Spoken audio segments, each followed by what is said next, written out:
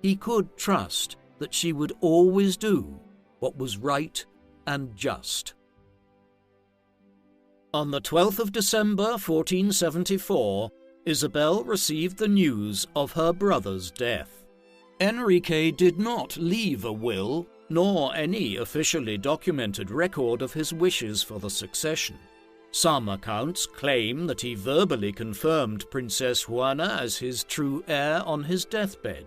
Further struggle over the throne appeared to be inevitable.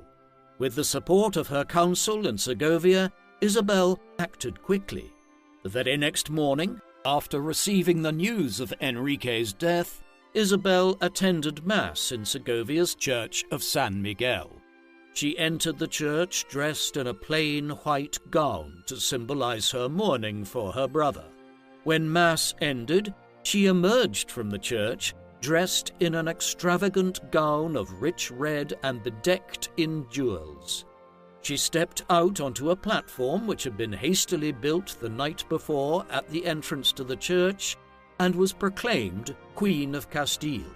Crowds called out to her as she processed through the streets on horseback, followed by several nobles carrying her train and preceded by a single nobleman holding a sword with the tip pointing skyward in a symbol of the Queen's authority. Fernando expressed shock and some disapproval when he was told of this. At the time, he was not even in Segovia, but in the Aragonese capital of Zaragoza. Though he had been married to her for 5 years already, and presumably should have been aware of his wife's ambitions and strong, resolute character, he seemed nonetheless surprised that she would take to herself the traditional symbol of warrior kings. Her assumption of the role of warrior queen, however, was one of the things that earned her the love of her people and her troops most especially. Immediately after ascending to the throne, Isabel began to take steps to make sure she could keep it. She had her daughter Isabel invested as Princess of Asturias, the official title held by the Castilian heir, and began to prepare for war. The supporters of Princess Juana, including her betrothed, King Alfonso V of Portugal, were mobilizing to invade Castile and place Juana on the throne instead. Undoubtedly, the Castilian nobles and the Portuguese king were keen to see a vulnerable 12-year-old girl who would be easily controlled wearing the crown, rather than the strong 23-year-old Isabel and her equally self-possessed husband and co-ruler. The Portuguese invaded in 1475, and the resulting land war in Castile lasted a year, culminating with the Battle of Toro, which actually ended in a draw, but which Isabel and Fernando were able to frame as a victory due to the need for their enemy to retreat. Isabel and Fernando's messaging on the outcome of the conflict contributed to a collapse in morale among Juana's supporters, leaving Isabel and Fernando in possession of Castile. The resulting sea battles dragged on for a further 3 years, with the momentum by the end shifting decidedly in favor of the Portuguese. With their country secure once more, Isabel and Fernando now turned more attention to domestic concerns. They had learned to work in concert throughout the stresses and uncertainties of the previous few years, and had grown in respect and love for one another. Isabel had thawed towards the notion of Fernando as an equal co-ruler, and had given him full command of all military forces and strategy. She allowed his name to come first on all documents and deferred to him publicly, but always ensured her own preeminence as the hereditary monarch of Castile. Together, they embarked on a series of reforms and campaigns over the next 2 decades, which were deeply emblematic of their vision for a united Spain, one steeped in the apocalyptic Christian beliefs of the day. Centuries-old legends and prophecies predicted that a king of Spain would emulate King David, King Solomon, and Alexander the Great, but would exceed them all.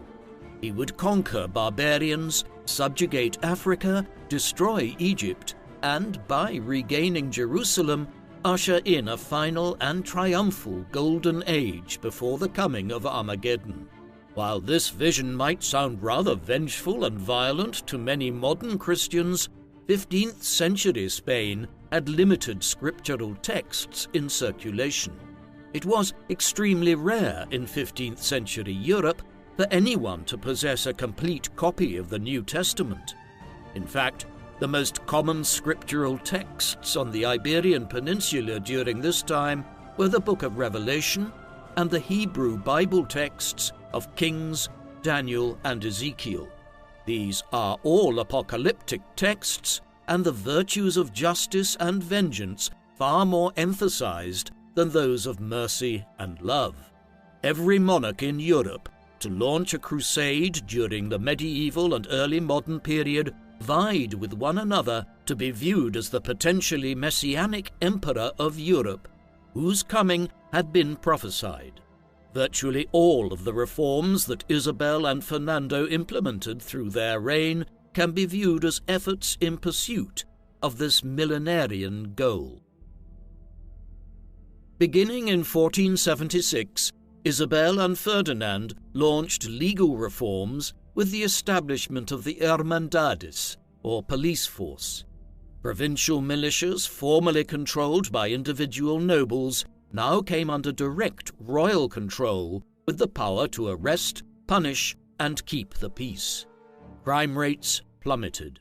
They also pursued financial reforms, shutting down the numerous mints which Enrique IV had granted as favours, as well as illegal mints producing counterfeit currency.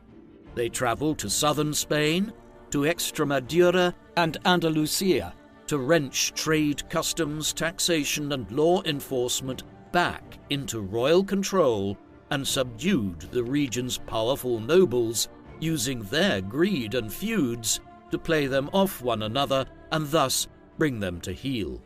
Having made major inroads towards domestic peace, towards centralization and consolidation of Spain's resources, Isabel and Fernando turned their attention to the first stage of their millenarian vision, the Inquisition. In many ways, the first stages of the Inquisition were a grassroots phenomenon. Jews in Spain had always suffered discrimination and oppression. They were heavily taxed and legally regulated in ways that Christian citizens were not, and anti-Semitism was extremely common among the Christian populace. Local officials and clergy increasingly petitioned and complained of what they called Judaizers, those who clung to their Jewish customs and encouraged others to do so while professing their Christian conversion.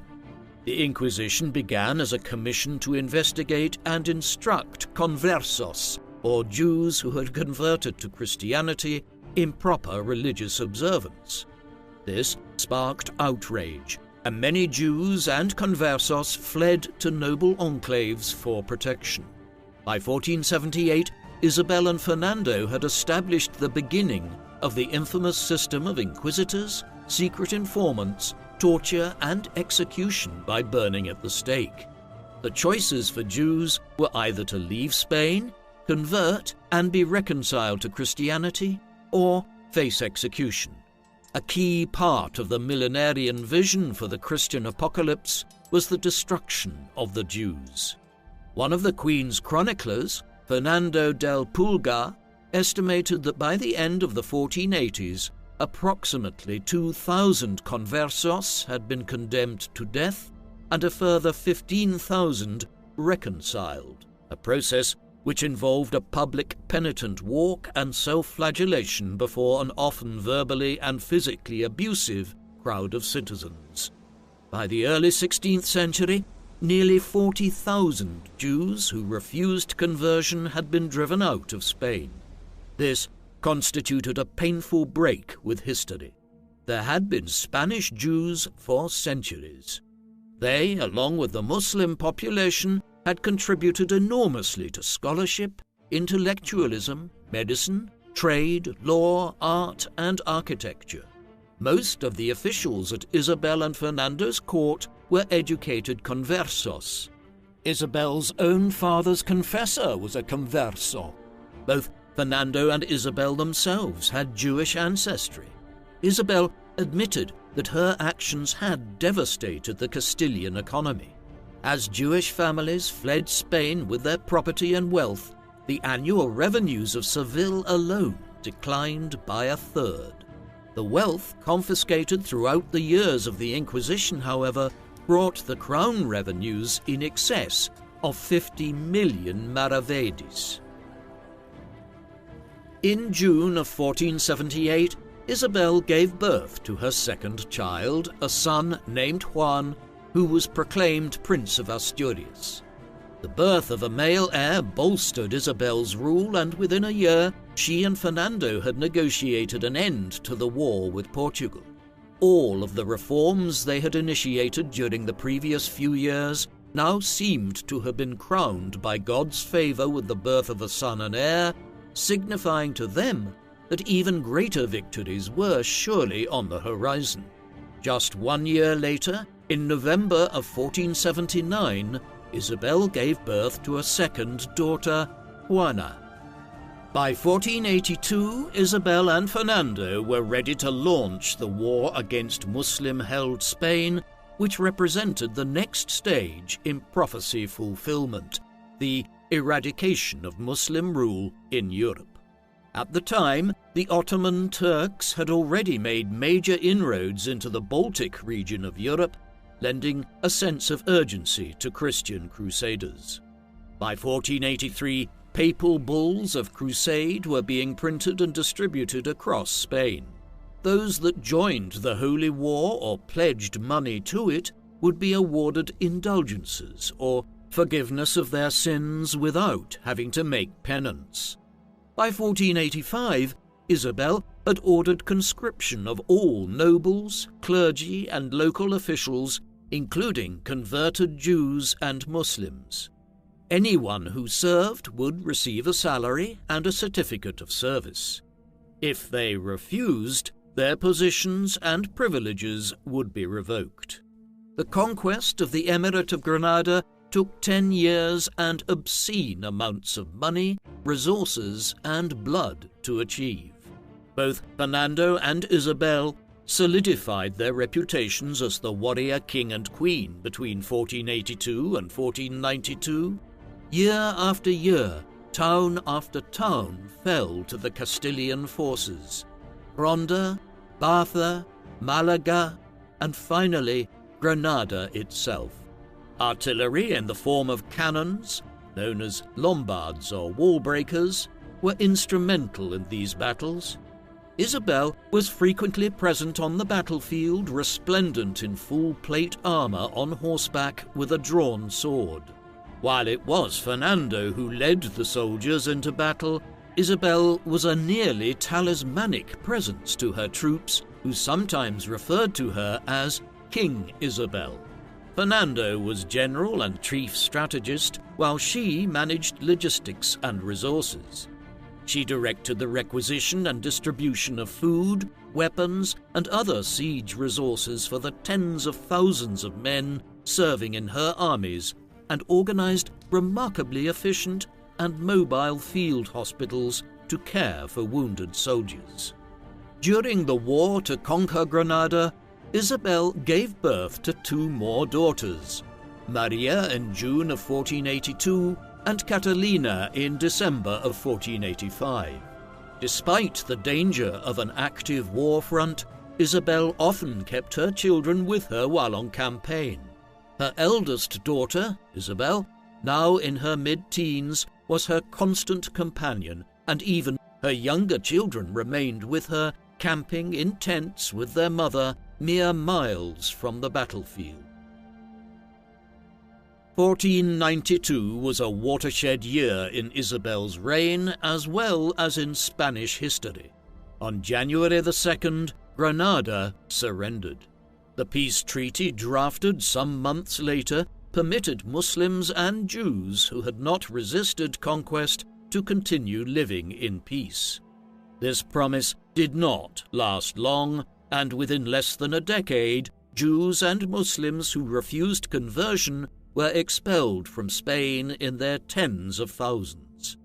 1492 was also the year that Isabel and Fernando launched the Colombian explorations. The Treaty of Alcazuvas, which had ended the war with Portugal during the 1470s, had effectively cut Castile out of the gold and slave trade with North and West Africa. They had, however, retained the Canary Islands, and Isabel intended to use them as a base to sail west in search of new routes to the Indies or to entirely new lands. Most famously, it was during the reigns of Isabel of Castile and Fernando of Aragon that one of history's most celebrated voyages took place, namely the 4 expeditions of Christopher Columbus, a Genoese navigator, who the 2 monarchs bankrolled to undertake 4 separate crossings of the Atlantic to what we now know as the Caribbean, from 1492 to 1499.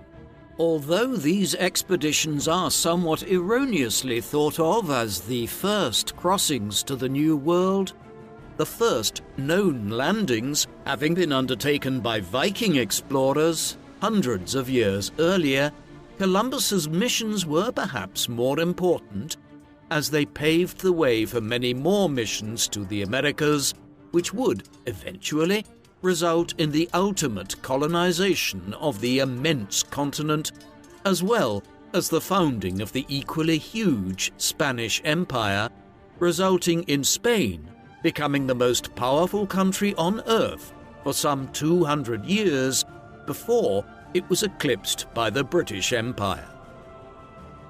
Although Isabel and Fernando could not have known the repercussions of their decision to send ships to the west, the act of doing so makes them amongst the most important rulers in the history of Iberia, if not Western Europe as a whole, as the exploration and eventual conquest of the New World are amongst the most significant events in human history, giving rise to countries such as Mexico, Brazil, and the world's most powerful nation, the United States. It was Isabel and Fernando who set these events in motion, which is a fact that should not be forgotten. By the 1490s, Isabel seemed to have set the seal on her epitaph. She had achieved all she had set out to do. Every policy decision she had made had dovetailed with her belief in her sacred duty as Queen of Castile. The success of overseas exploration had made Spain the richest country in Europe. She had arranged prestigious marriages for her children. Isabel and Maria married into the Portuguese royal family. Juan married Margaret of Austria, daughter of the Holy Roman Emperor Maximilian. Juana was wed to Philip of Burgundy, and Catalina, who would become known as Catherine of Aragon, was married to Arthur Tudor, Prince of Wales, and following his death, to his younger brother Henry VIII. While it seemed that fate had set its seal on all her good work and rewarded her, the 1490s and the turn of the 16th century would be years of deep personal loss and reflection for Isabel. Her mother, her only son, and her eldest daughter all died within 3 years of one another, the Dowager Queen in 1496, Prince Juan, whose health had always been precarious, in 1497, and her daughter Isabel, who died in childbirth in 1498. While she had always been an ardent Christian, she became even more contemplative and devout following these personal tragedies.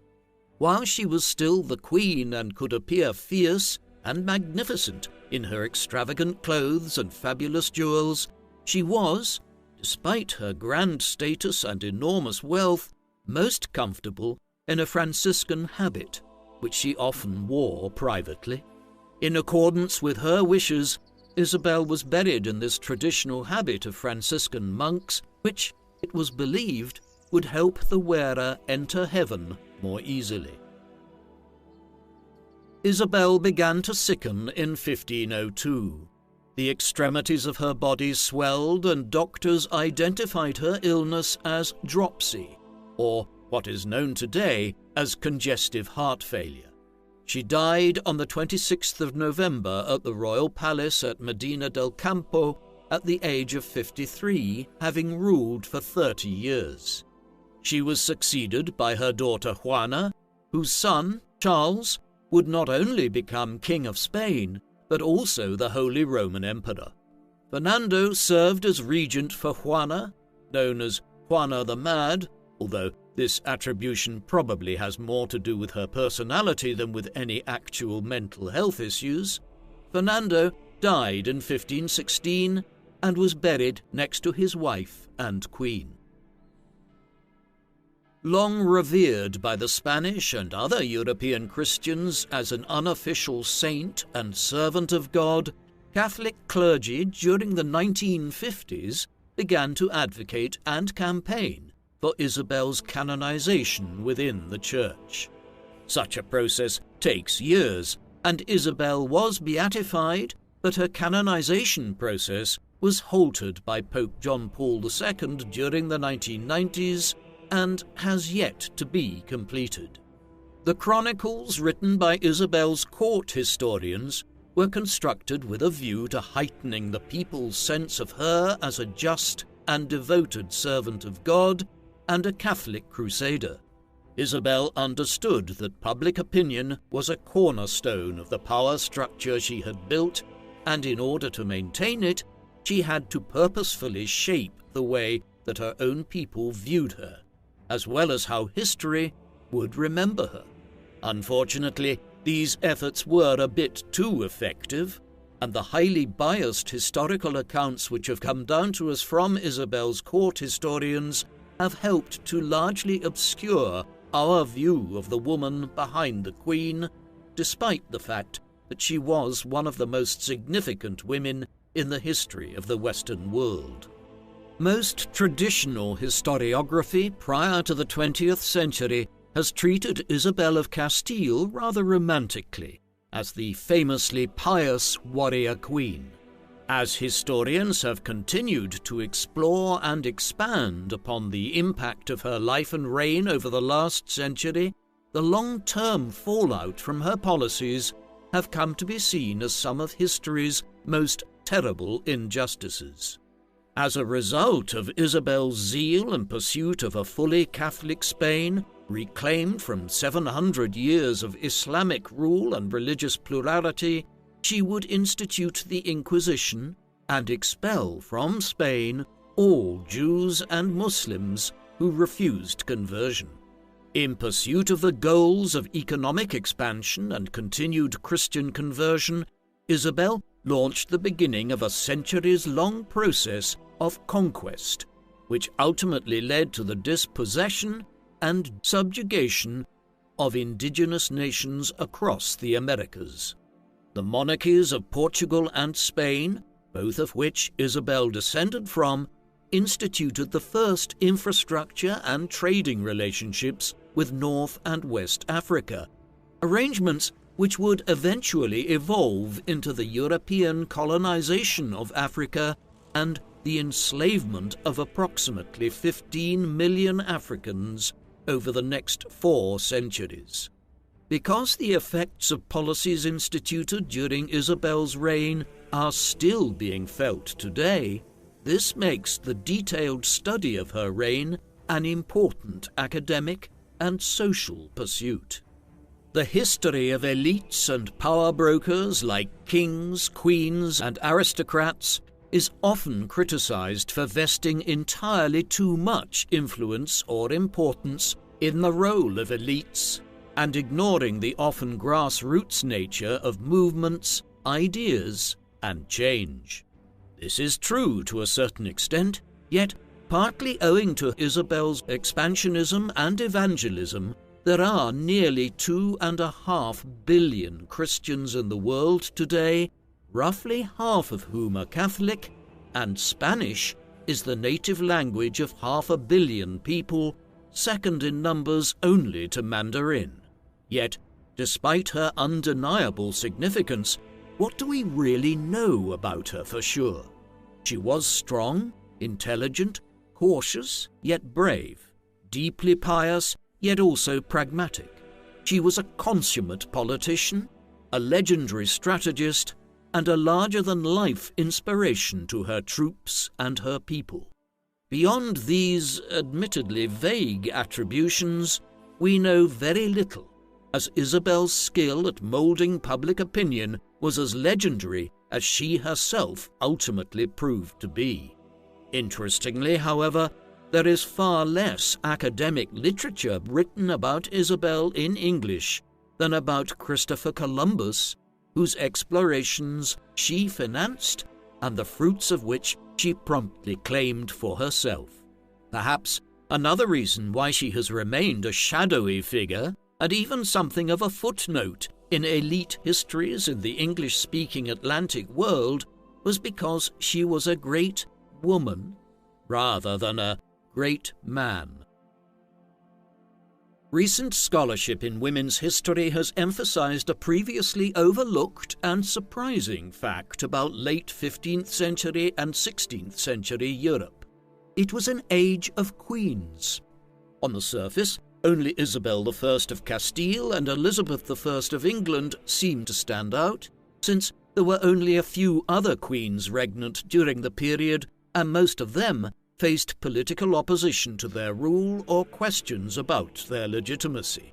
A look beneath the surface reveals a much broader European trend towards female leaders, of whom Isabel was among the very first. Anne de Beaujeu was regent of France from 1483 to 1491. Louise of Savoy acted as regent for her son, Francis I of France, 3 times between 1515 and 1529. Margaret of Austria, Mary of Hungary, and Margaret of Parma all served as regents in the Netherlands for Charles V of Spain, the Holy Roman Emperor, or for his son Philip II of Spain. The advent of the 16th century saw more and more female authority figures appear. Catherine de' Medici, Caterina Sforza, Mary Queen of Scots, Jeanne d'Albret of Navarre, Christina of Denmark, Mary I of England, and her sister Elizabeth I. What is even more interesting than this seemingly sudden profusion of female leadership across Europe during the late medieval period is the frequently strong bond of fellowship between these ruling women, despite often being on opposite sides of contentious international conflict. Motherly and sisterly affection was forged early on among many of these women. Margaret of Austria was raised and mentored by both Anne de Beaujeu and Isabel of Castile, having been betrothed or married to royal princes in both France and Spain. Margaret herself was a mentor to Anne Boleyn, as was Jeanne d'Albret. Mary, Queen of Scots, who was raised primarily at the French court, learned a great deal from Catherine de' Medici.